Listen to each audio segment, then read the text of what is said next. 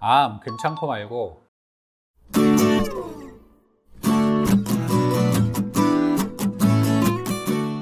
안녕하세요. 닥터 이재순의 암과 면역 이야기입니다. 오늘은 암 환자분들 중에서 2기나 3기 정도의 병기를 가진 암 환자분들의 면역 치료에 대한 이야기를 해볼까 합니다. 2기나 3기 암이라고 해도 암 종류에 따라서 병기를 구분하는 방법이 다 다르고요. 또 똑같은 동일 기수라고 해도 뭐 EA, EB 이런 식으로 기수 내에서 A, B, C 등으로 세분이 되기 때문에 2기나 3기 암을 통칭해서 일반적으로 어떻다라고 말씀드리긴 상당히 어렵습니다. 하지만 2기암과 3기암의 공통적인 특징을 한 가지 꼽아보자고 하면 초기암보다는 조금 더 진행이 된 암이기 때문에요. 수술 이외에도 항암이나 방사선 같은 추가적인 치료를 받는 경우가 대부분이다라고 말씀드릴 수 있습니다. 따라서 이 기수에 2기나 3기 암을 가지고 계신 분들의 면역 치료도 이처럼 추가적인 항암이나 방사선 치료까지 받으셔야 된다는 점에 초점을 맞춰서 많이 진행을 해드리고 있습니다. 조금 자세히 살펴보면 일단 2기나 3기 암이라는 것은 다른 장기로의 전이가 있는 암은 아닙니다.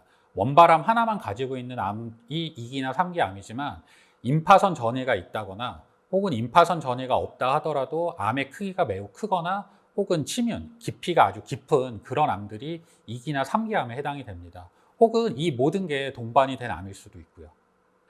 암의 크기가 크거나 임파선 전이가 되어 있다는 것은 우리가 수술을 통해서 눈에 보이는 병변을 모두 절제를 해도 주변에 우리 모르게 남아있는 암세포가 존재할 가능성이 상당히 높다는 의미입니다.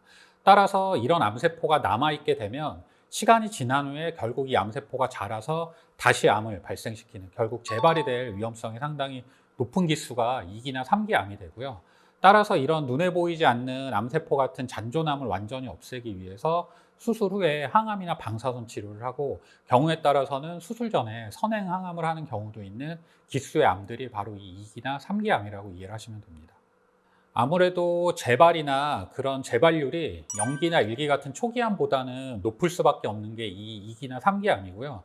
따라서 이 2기 암이나 3기 암의 치료도 이런 재발을 방지하기 위한 데 초점이 맞춰져 있다 보니까 면역 치료 역시 여기에 초점을 맞춰서 진행을 해드리고 있습니다.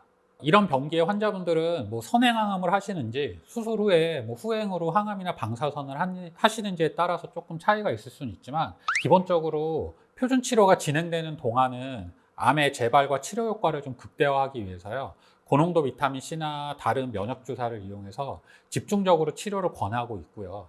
치료가 어느 정도 끝난 이후에도 꾸준히 재발 방지를 위해 면역 치료를 받아보시도록 권하고 있습니다. 예를 들어 2기 암으로 진단을 받고 오신 뭐 유방암 환자분이 있다라고 예를 들어보면, 이분이 항암 치료를 하시는 중간에는 고농도 비타민 C 등을 이용해서 집중적으로 면역 치료를 구성을 해드리고요. 그 이외에도 환자분 컨디션이나 증상에 따라서 미슬토나 사이모신 알파원까지 이용해서 초반에는 집중적으로 면역 치료를 구성을 해드리고 있습니다.